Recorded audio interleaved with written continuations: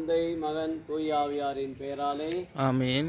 இயேசுவில் பிரியமான சகோதர சகோதரிகளே, இந்த அனைவருக்கும் இயேசுடைய நாமத்திலே அன்பான காலை வணக்கத்தை கூறிக்கொள்கின்றேன். நவம்பர் மாதத்துடைய 12ஆம் நாளாகிய இன்று தாயாம் திரு அவை புனித யோசபாத் ஆயரும் மறை சாட்சியமாக இருக்கிற வரை இந்த நாளில் நிறைவுகின்றது.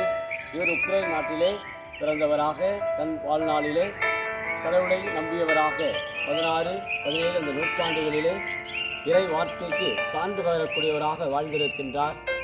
தன்னுடைய வாழ்விலே இந்த கீழை நாட்டு திருச்சபையிலே பல பணிகளை இவர் செய்திருக்கின்றார். காரணம், நம்முடைய திருச்சபை மேலை நாட்டு திருச்சபை, கீழை நாட்டு திருச்சபை என்ற 2 மரபுகளிலே இருக்கின்றது. அதிலே நம்முடைய புனித யோசபாத் ஆயரும் மறைசாட்சியமாக இருக்கிற இவர் கீழை நாட்டு திருச்சபையை பணி செய்தார். ஒரு சில காரணங்களிலே இவர் மேலை நாட்டு திருச்சபைக்கு உதவி செய்கின்றார், அங்கு பணி செய்கின்றார், அவர்களுக்கு ஒரு உறுதுணையாக இருக்கிறார் என்ற அந்த சந்தேகத்திலே இவரை கொலை செய்து விட்டார்கள்.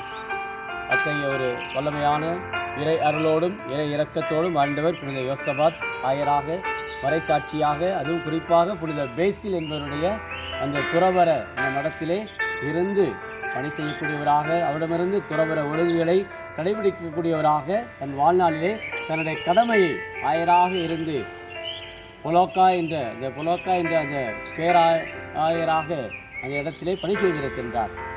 இன்றைய முதல் வாசகத்திலே பவுலடியார் தீத்துவுக்கு அருமையாக குறிப்பிடுகின்றார். எப்படி ஒரு பணியாளர், ஒரு சபை கண்காணிப்பாளர் தன்னடக்கத்தோடும் வேகத்தோடும் தன்னுடைய பணியை எவ்வாறு சரியாக செய்ய வேண்டும், வளமான வார்த்தைகளை பேசி, எவரும் உன்னை குற்றம் காணாதவாறு இனிமையான வார்த்தைகளை பேசு. வள்ளுவர் சொல்வார், இனி எவ்வளவாக இன்னாத கூறல் பணியிருப்ப காய் கவர்ந்தட்டு என்று சொல்லுவார்.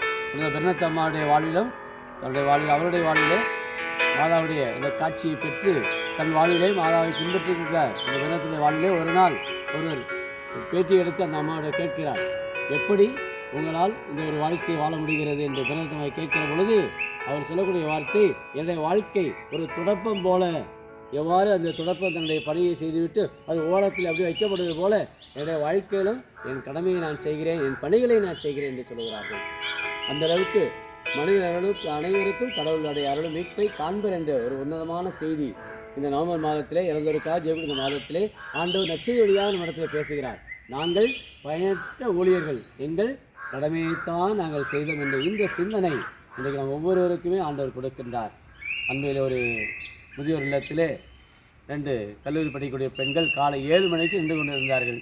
அப்பொழுது பெண்களிடத்தில் கேட்டேன், எதற்காக காலையிலே இந்த முதியோர் இல்லத்தில் வந்திருக்கிறேன் என்று.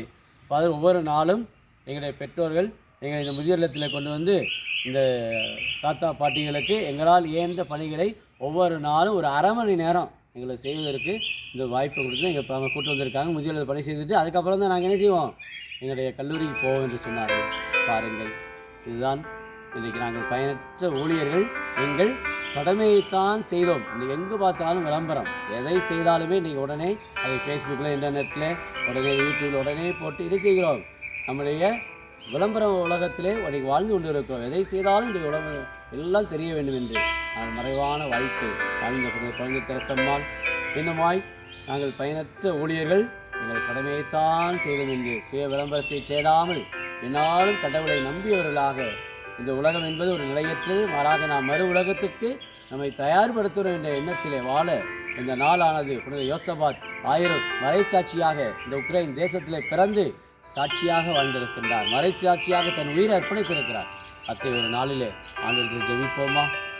அன்பின் பரலோக பிதாவே, அப்பா இயேசுவே, இந்த அருமையான இந்த காலை பொழுதுக்காக நாங்கள் நன்றி உணர்ப்பா. இந்த புனித யோசபாத் ஆயராக, மறைசாட்சியாக இந்த கீழை திருச்சபையிலே பல இன்னல்கள், பல சவால்களை அவர் சந்தித்து தன் கடமையை சரிவர தன்னடக்கத்தோடு பொறுப்புணர்வோடு சபை கண்காணிப்பாளராக ஆயராக இருந்து மக்களை விசுவாசத்திலே, அது குறிப்பாக புனித பேசிலுடைய அந்த துறவர வாழ்விலே ஜெபிப்பவராக இறை ஒன்றிப்பிலே வாழ்ந்தவர்.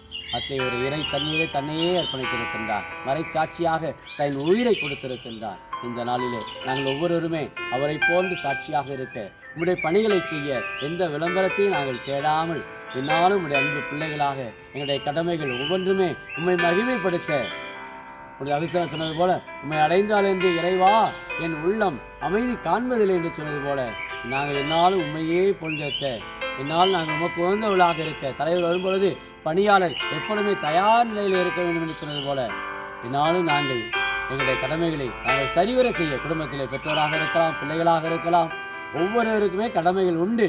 அதை நாங்கள் எப்பொழுதுமே அதை எந்தவித பலனை எதிர்பாராமல் நாங்கள் செய்யக்கூடிய அந்த ஒரு உள்ளத்தை இன்னைக்கு எதிர்பார்த்து செய்யக்கூடிய இந்த உலகத்திலே நாங்கள் எதையும் எதிர்பாராமல் நிபந்தனையற்ற வகையிலே தாராள உள்ளத்தோடு எங்களை கொடுக்க, விண்ணக வாழ்வை நாங்கள் பரிசாக்கி கொள்ள, இறந்ததற்காக ஜெபிக்க, கல்லறையை சந்திக்க எங்களுக்கு தேவையான ஆற்றலையும் இறை நம்பிக்கையும் ஒவ்வொரு குடும்பத்திற்கும் ஒவ்வொரு பிள்ளைகளுக்குமே நிறைவாய் கொடுக்கும்படி கிறிஸ்து வழியாக மன்றாடுகிறோம். ஆமீன்.